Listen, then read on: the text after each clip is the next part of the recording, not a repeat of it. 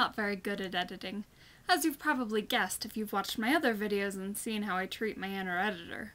I do seem to spend most of my time with a gag in my mouth. Sorry about that. Are you still going to be my friend and help me edit my manuscript? I suppose. Ugh, why would you want a friend like her? Editing is boring. Be that as it may, it is necessary to getting published. And you do want to get published, don't you, Muse? Well, I do. Well then, editor, tell us what to do. Let us begin with some general advice. For starters, a Stephen King quote. The road to hell is paved with adverbs. So no words like quickly or silently or furiously or drunkenly or... I would not go so far as to say no adverbs, but they should not be used to excess. Usually, your character's actions and words should speak for themselves. For example, if you have a character speak the words, "I hate you," you should not have to specify that they spoke angrily. The reader is smart enough to figure out that if your character has been driven to proclaim his hatred of someone else, he is probably upset. However, if your character says the words, "I hate you," sweetly, you will need to specify, for his tone is incongruent with his words. Okay, no adverbs unless they're absolutely necessary. What next? Keep your phrasing as succinct as possible. Cut words mercilessly. Cut so many words you have to put some back. Especially cut useless words like quite and very. Mark Twain said, Substitute damn every time you're inclined to write very. Your editor will delete it, and the writing will be just as it should be. Okay, cutting. Got it. Now what? Teachers are always saying, show, don't tell. But what exactly does that mean? I have no idea.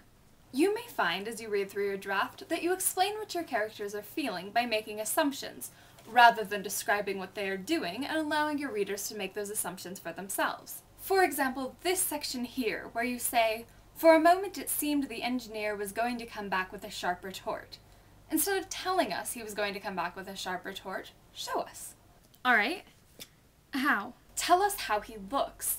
What his face is doing, what his mouth is doing, what his hands are doing. Does he scowl and emit half his first word before checking himself? Does he clench his fists? Does he take a deep breath to check the retort? Showing us these details will allow us to see for ourselves that the engineer considered retorting, but then thought better of it. Okay, so I could revise, for a moment it seemed the engineer was going to come back with a sharp retort. With...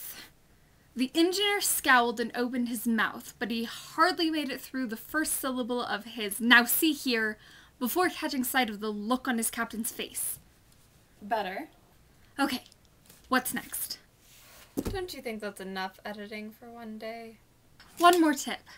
I would always advise reading through your piece many times, both in your head and aloud.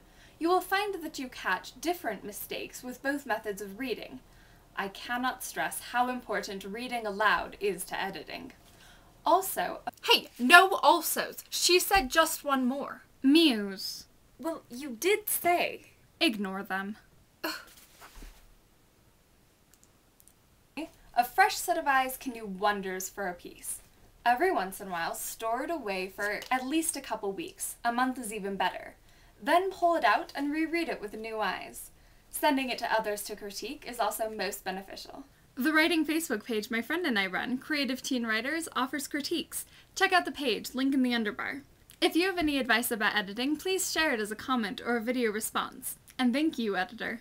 Thank you for not gagging me. There's still time for that. Muse! Fine. But next video, we are doing something fun. Today's novel idea is to do a free write for 10 minutes with the theme Lost.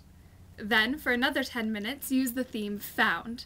Thanks to about.com for the prompt, and thanks to you for watching. That's it.